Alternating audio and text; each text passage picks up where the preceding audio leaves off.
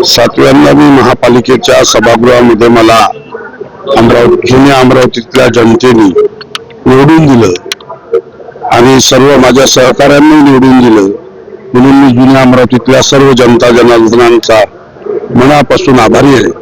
मला सातत्याने विकासाचे कामं तर सर्व झालेलेच आहे माझ्या प्रभागामध्ये, परंतु लोकांच्या वैयक्तिक सुखदुःखामध्ये सहभागी होणारा मी एक कार्यकर्ता आहे आणि जुन्या अमरावतीच्या नगरपालिकेच्या काळापासून स्वातंत्र्यपूर्व काळापासून किंवा त्याच्या नंतर सुद्धा जुन्या अमरावतीतल्या लोकांचं नगर परिषदेवर साम्राज्य आणि लोकांच्या सेवा करणारे नेते त्या भागात घडले।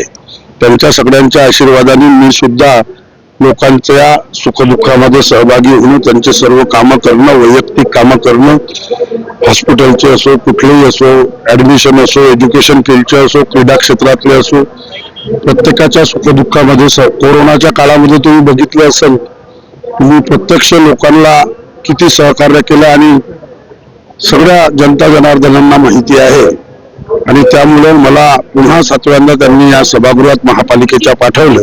आम्ही सर्वजण विजयी झालो याचा मला सार्थ अभिमान आणि आनंद आहे। हा सेवेचा विजय आहे। धन्यवाद।